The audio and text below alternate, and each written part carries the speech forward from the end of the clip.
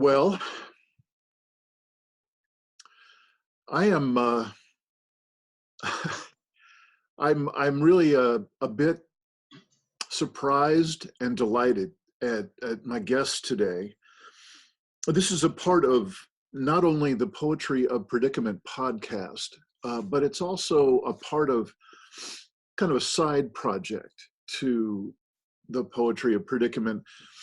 And we're calling it Take My Hand. It's about conscious parenting in a time of stolen dreams.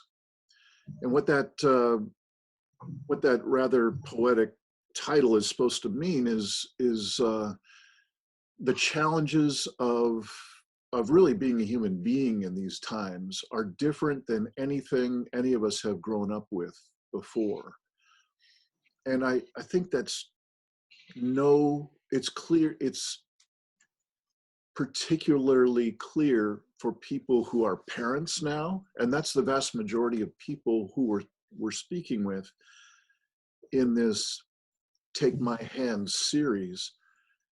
And today we get, just really we have the privilege of being able to talk with the young people on the other side of that coin. To be a parent, you got to have kids, and you got to have young people in your life. And we have Kaeli and Dylan today that we're speaking with. Kaeli's the daughter of Susan McMillan, who was one of our interviewees just a few days ago, earlier in this series. And it seems like something about how she's shared about this conversation with you all has quite a bit of interest. So I'm just really thrilled to have you both here. First, how about if you just more or less say hi to the folks that are going to be watching this thing and introduce yourself in any way that I haven't yet, anything you'd like them to know. One thing I'm happy to relay is that I'm speaking to you in Costa Rica. Yeah. I am in Southern Oregon with my down jacket on, and you two are a lot lighter dressed. So would you both just take a moment to say hi and to add anything that you'd like to say about where you are and how you came to know about this conversation, and then off we go. Okay, I'll go first. Yeah. My name is Kaeli and McMillan, and my mom is Susan. She's a huge environmentalist, and she's all about sustainability and protecting the earth and leaving as little of a carbon footprint as possible. And I've grown up with that my whole life. And, I've had to go to protests and had to do things I didn't want to do. And I didn't realize the value of it until about a year ago when I moved here. And now I can't get it out of my head, and I've done research, and I see the direction the planet is headed, and I despair for my future. I've already decided I can never have kids. And when my mom asked, do you want to do this? There's thousands of people that watch it. I was like, heck yeah. Like, I want the older generation, the parents, to know one thing, that a lot of smart kids have this hopelessness about the future. And another thing is that they need to educate themselves and their kids about how to be sustainable and how to live in a world that's becoming this way. Yeah. Great. So Thank you. that's me. Thanks for those first words. I appreciate it. Dylan, how about you? My name is Dylan Gamboa. I'm 18 years old. I live in Costa Rica. Well, I was born here. I'm a surfer, and I met the McMillan family 1 year ago.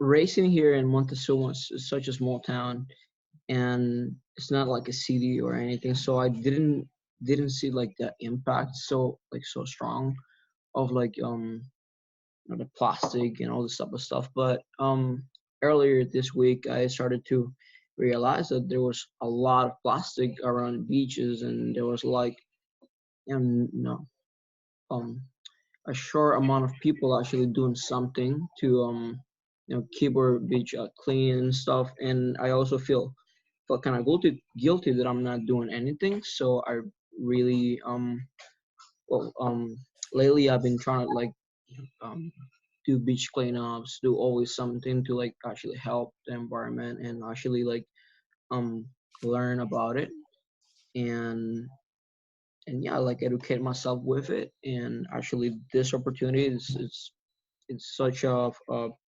privilege for me to actually be doing this. So I feel honored. Thank you so much.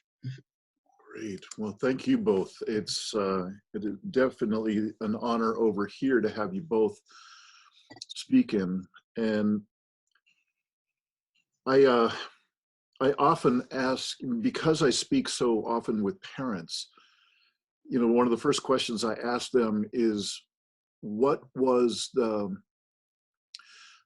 kind of the story that you grew up with about what it would be like to become an adult, and then what would it be like to become a parent, and what does being a kid mean when you grew up? So I'm speaking mostly with parents, and so they tell me about 30, 40, 50 years ago, whatever it is, and what it was like for them to grow up.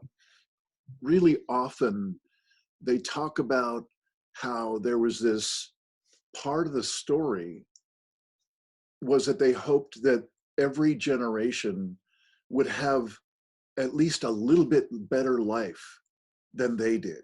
Mm-hmm. Mm-hmm. And I'm wondering, did either of you have any kind of little story fragments like that? Any little pieces of story that you grew up with that in your family or in your community, or even in movies and so on, that you might have seen that was kind of the myth about what it was like to grow up into the future when you were younger? For me, the only thing is if I am being ungrateful or bratty, my mom says, well, when I was little, we had to do it this way, and that was my life. So, and that makes me appreciate a little bit more, what I have now and what my mom's done for me. I don't have to walk to school. I get to take a bus, and maybe she didn't have that liberty when she was younger. So just stuff like that. She reminds me that she's worked harder to provide a better future for me. I think I feel her actually.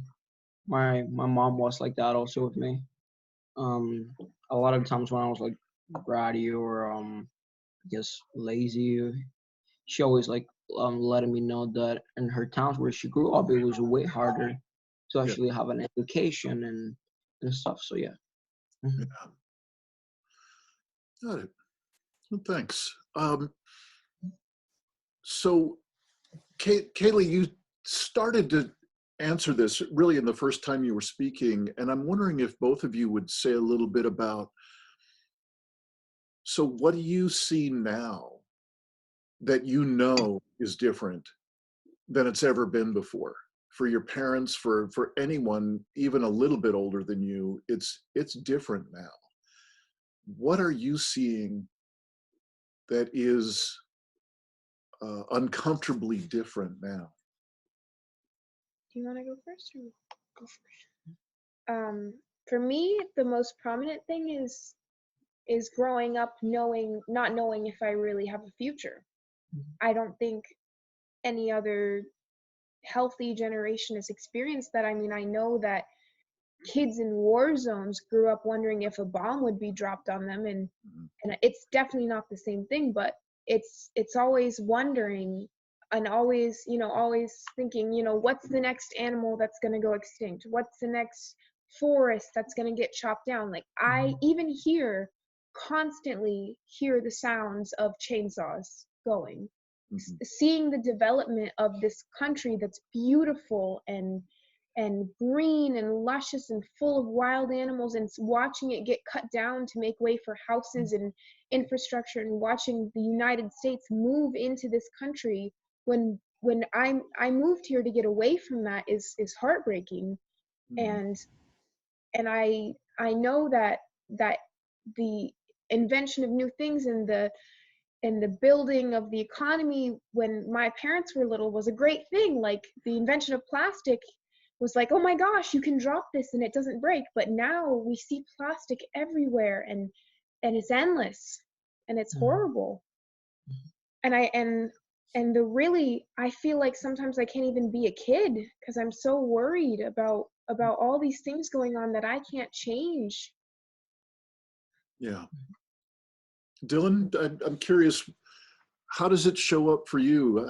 How does it seem like being a young person now is different than even 5 or 10 years ago, and way different than 20, 30, 40 years ago? How's it different for you? Well, a few years ago, I didn't saw like the climate change, like actually something that was gonna affect me. I always thought that it was gonna be like, future generations. Mhm. But when I started to think about, actually like studying in college, or when I started thinking about what I want to be in life, and and hearing like a lot of people talking about that in maybe in 8 years, the Aaron's gonna world, The world's gonna the end. world's gonna end, or always thinking about, I love the ocean, and knowing that a lot of people said that soon, we're gonna have more plastic than fish, and all these type of things. I'm always like really like asking myself if it's gonna be like through, and I feel really bad because a lot of the big companies like are not aware of it, and it's such a heartbreaking, to be honest. Well, I think that the big companies are aware of it, Like actually. Coca-Cola. And Coca-Cola knows. All of those companies, oil companies, know, but it makes them money, so Exactly. they don't care. Mhm. And they're all old enough that they don't think they'll have to deal with it. I feel like a big responsibility has been set on me and Dylan's generation to fix Yeah. what the past generations have done, and I don't even know where to begin. Yeah, Yeah, Yeah. that's true. I hear you. I'm curious how much you've heard about. I mean, I can only imagine you're very clear who Greta Thunberg is, but I'm curious what you know about her, or the Friday climate strikes and that kind of thing. And I'm curious if anything like that is happening near where you are. Do you want to go? Okay. I know that she's a young girl, and that she is speaking in her second language, and that she has a disability, and she's trying to make a difference for the climate and trying to directly target the industries and the people that are doing the most harm. And I know that my generation sees her as a hero, and that the older generation um, mostly sees her as a joke. And I think she's a big inspiration for change. Here, I don't see a lot of things like climate strikes, but there are some in the States. I've been to one, and actually, there wasn't that many people at the one I went to, but they had them all over the place. I wish I could see more people going to the strikes, but I think she's a hero in my opinion. And I see people say she should be in school, but why are we learning for future we might not even have? What she's doing is way more important. She's obviously very smart. Speaking in her second language, living here and learning a new language, I know how difficult that is. Yeah. So, yeah. Um, yeah, like Kelly said before, I really think Greta is like a hero. She has like all these disabilities and stuff, and I know what it is speaking in my second language, how hard it is, Yeah. and like trying to like express her like how can I say it? Trying to express herself and saying like all these type of things, like climate change is actually a thing, and a lot of people like are not doing stuff for it. So I really like think she's a hero, and yeah. Got it. I'm curious if you've both heard of another group that's called Extinction Rebellion, started up in England a little over a year ago, and in about the same time, really, that Greta became well known, they started to do their activism mostly in the UK, and it's since then it's spread to other places, but still mostly in the UK. I'm curious what you've heard about them, what you know about them, and does that kind of activism make sense to you? Does it seem like a good idea or not? Do you know anything I don't about know them? anything about it, honestly. I just Okay. heard about them for the first time last night. So I was at dinner with my mom talking about sustainable power and taking some sustainability classes in college if possible. And she told me about them and said they're young people like you. And she told me a couple of the things they're doing. And from what I see, they're playing on people's emotions, which I think is great, and it's smart, and everything they do is really unique and authentic, and it talks to people in a different way. And I told my mom, when can I join? And I'm not old enough yet, but when I am, I really hope to actually go and work with them for a bit. Yeah. So yeah. Well, thank you both. I get that it's relatively new to you, and I too am very excited about what they're doing, and it's inspiring to hear your interest in reaching out to them when the time is right. So thank you. I'm curious if when you imagine who might be watching this podcast, who might be listening to your voices, both of you, and you're both pretty aware. If I had to guess, you're probably more aware than many of the young people here in the States. Definitely. And I'm curious if you have any thoughts to share about what it's been like to realize what's going on in the world, to have your eyes open now, like, oh geez, this is really happening. And I'm curious if you have any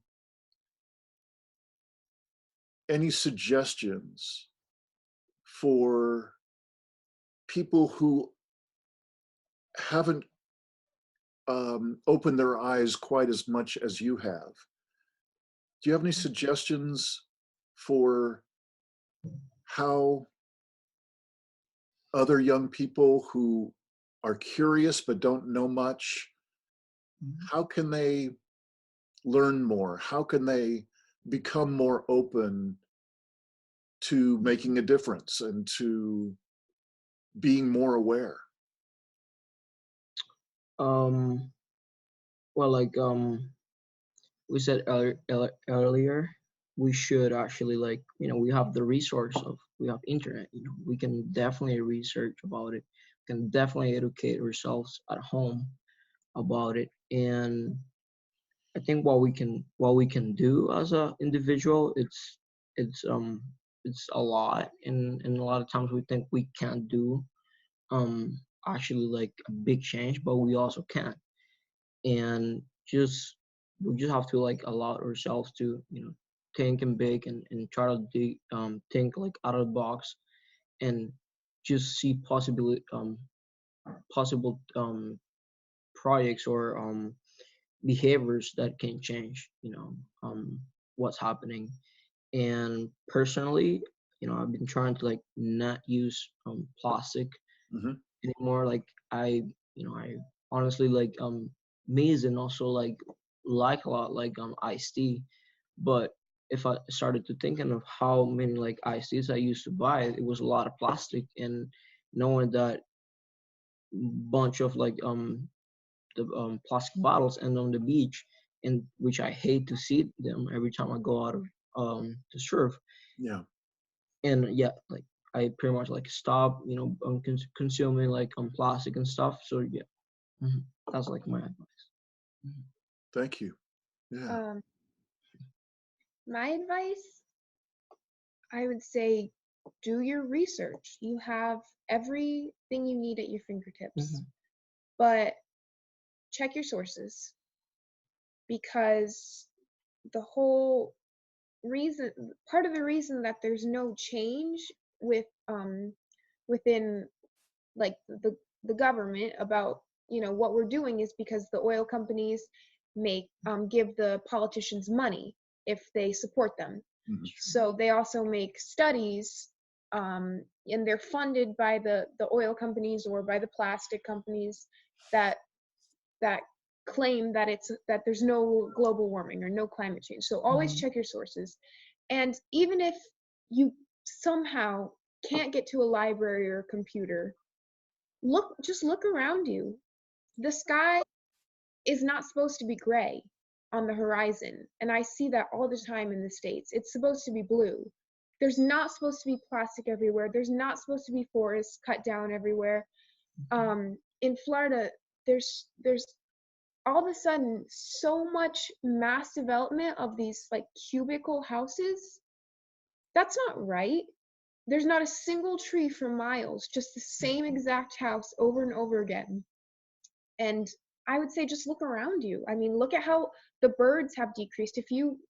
My dad counts the ospreys when he drives over the bridge in Florida to get to work, and they've just decreased over the years. They're Hmm. just dying, Hmm. all of them. So I would say just look. Yeah. Yeah, I get it. Thank you. Hmm. One thing I've noticed in this, I'm in this kind of conversation all the time, and this is pretty much the center of the work that I do. One of the biggest obstacles that I see for people, no matter what their age, no matter what their opinion is about how bad things are and so on, there seems to be, especially in the USA, a real difficulty talking with other people about things that really matter, like climate change, or like you were just talking about the problem of plastics everywhere on the beaches and so on, where you are, and whatever the local issues are, or even the larger issues. It seems like one of the most difficult things for people to do is to have a significant conversation with someone else, even if that someone else is someone in our own family, even friends at school, friends in the neighborhood. I'm wondering if that is how it shows up for you where you are, and if so, how do you have conversations with people about this really important stuff? Mhm. Um, we study on the school that we have a class of environment, environmental class, and we sometimes spend like a whole hour in just talking about, hearing different opinions about what they think about climate change is, and looking up like recent news about what's happening like around the world and stuff. And we always try to like, compare different opinions, and we always try to like and ask ourselves like what we can do as an individual, and what you think is right and what you think is wrong, and what should actually change. Mhm. So I think as much as you are educated about it, as much as you talk about it, it's, you get in a point that you feel comfortable to actually have a conversation with someone. Right. Because personally, I don't like to talk about stuff that I don't really know.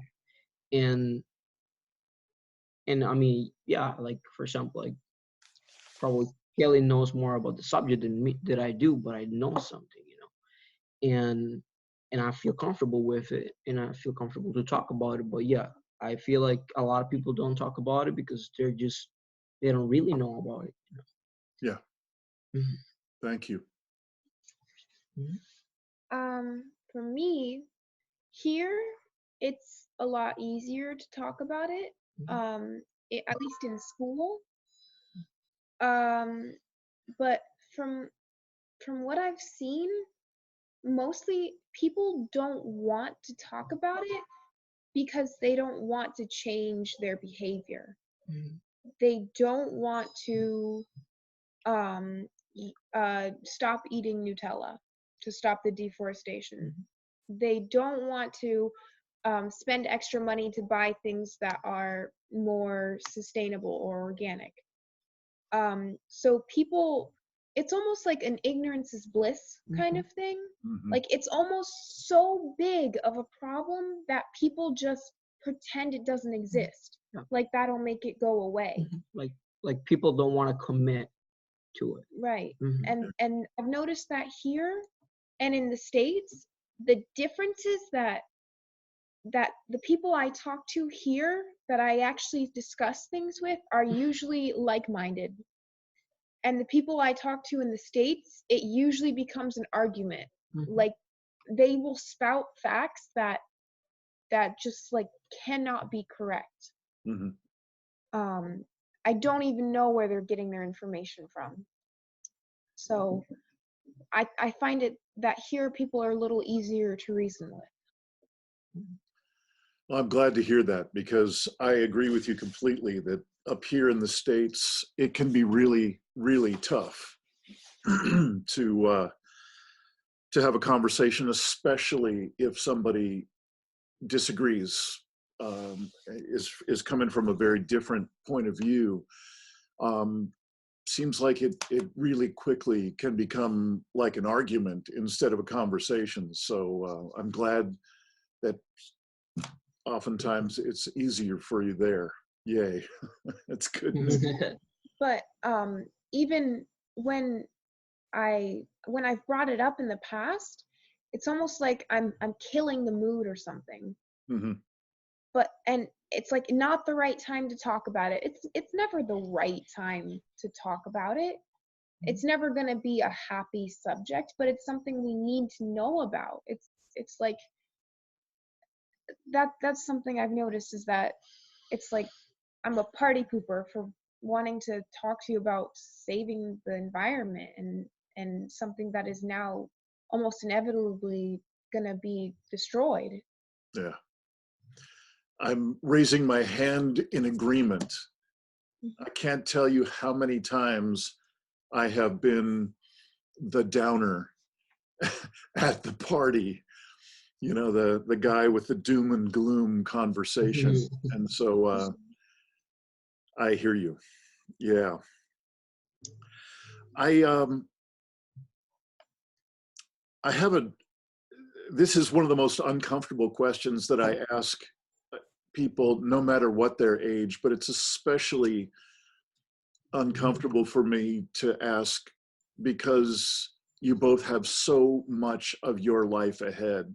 Um, and that question is, how has your awareness of these large issues that we're talking about, how has it changed what you see yourself doing in your future?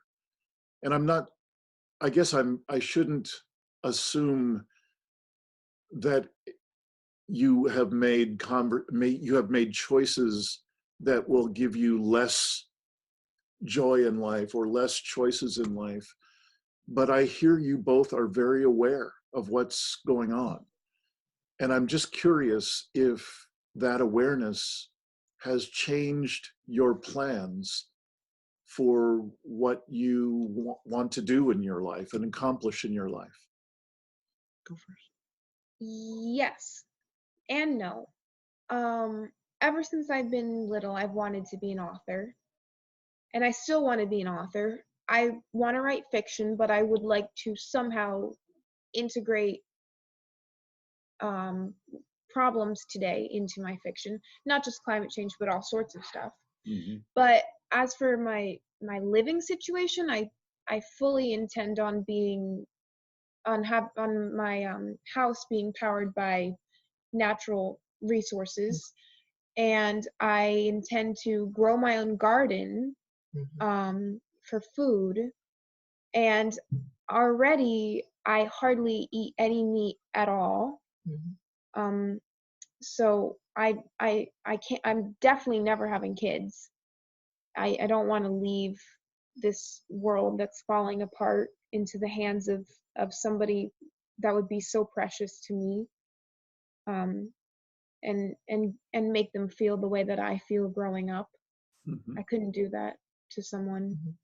So I want to have an electric car or move around on foot or by public transportation as much as possible, and have a small house. All of those things are things that they're barely even decisions. They're just like facts of what I'm going to do with my life. Yeah. It's like, yeah. Thank you. And Dylan, do you have anything to say about that? yes, I do. Well, definitely, definitely the way that I make choices, like like Kelly said before, definitely growing like my own food. I really, I just learned about this year about permaculture. Mm-hmm. I really want to learn more about it. I really want to actually have my own garden where I actually, get my food from there and stuff. And yeah, like Kelly said, like I would like to get like drive like in public transportation, and if I have like my own bicycle, don't use it like to, I don't know, because I have to like go to my neighbor that lives like 1 kilometer away, try to like to actually like be as much ecologic I could be, for example, um do like beach cleanups whenever I can, try to like to always like try to always like how can I say, like try to always like implement like choices or behaviors in my life that I don't affect future generations. Yeah. Yeah. And also like I won't work for companies that are producing massive amounts of like plastic. They are aware of it, like Kelly said before, but they're all they want is fill their wallets, and I won't work for one of those, never in my life. And yeah, pretty much stuff. Great. Thank you. I'm curious, is there a question that you wish adults would ask you? No, I wish that adults would listen when I spoke to them. I feel like whenever I try to talk about this, I get brushed off with adults a lot of the time. So it's not so much I wish they would ask me a question, but I wish that they would listen to me. I'm young, but I'm not stupid. and I care about the future. I don't care about video games and smoking or doing drugs or any of that. I'm like aware of what's going on around me. I've done research and I'm intelligent and I want to be listened to. And in my opinion, like I can't think of one right now. So yeah, I'm just gonna leave it there. But it sounds like you're in agreement that you would like adults to listen to you as well. Yep. Yeah. Okay. I know I asked an earlier question that was like this, but it's slightly different. When, again, just really no matter what the age of the listener or the viewer of this podcast, I'm wondering if you have any words of wisdom about how to move forward in a good way together and into this future. Yeah, either one of you could begin. Just what kind of words of wisdom could you offer? Well, I would say to do what you can. I mean, it seems really overwhelming and really dispirited to grow up knowing this and to go into the future knowing what I know and knowing that there's likely not going to be a solution because of the way that the world is right now. And I would say that the best way to deal with that kind of despair or hopelessness or loneliness that you might feel, I know I feel it, is to do what you can. Turn off your lights, pick up your trash. If you see litter on the ground, pick it up. Be sustainable and environmentally friendly in any way that you can. Go to protests if you can. Just focus on what you can do and not what the whole world needs to do. That's the only way to grow up and not become, a paranoid shut-in, really. In my opinion, I think I agree with a lot of what Kelly said also, but I also feel that that when you join to a group, that makes a power, when you're actually helping other associations by just join them, let's say to beach cleanup or to some sort of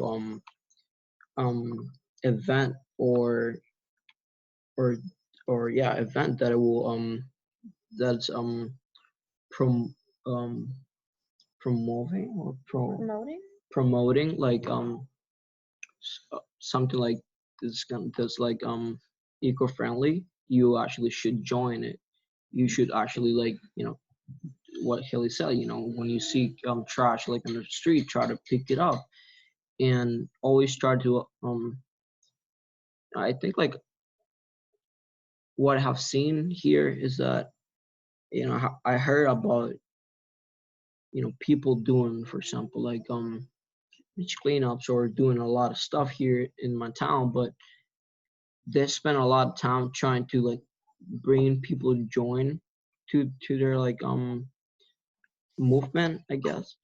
But they actually they take action, but they're always focusing on that. So I think what my focus will be is just what can I do as a person, always questioning myself, what can I do as a person to help out and to be as much as sustainable as I can.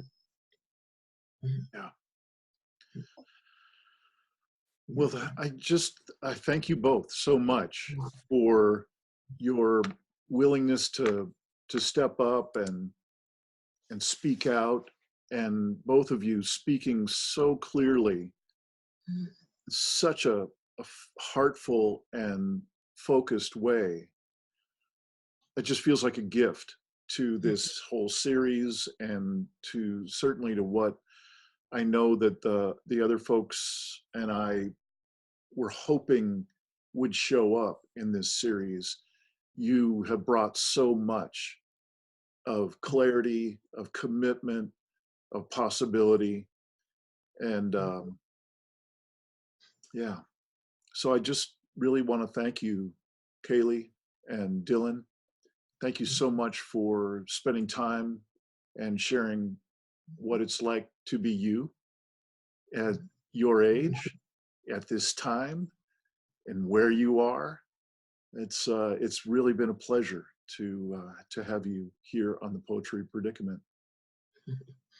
Thank you so much for the opportunity. Thank you. Appreciate it a lot.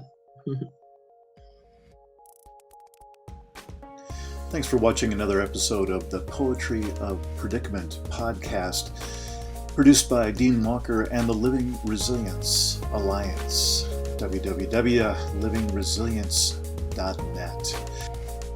Also available on our website, www.livingresilience.net, is a wide array of articles, online learning series, arranging group and individual resilience coaching, and sign up for our every other Tuesday free support group that we call Safe Circle Calls.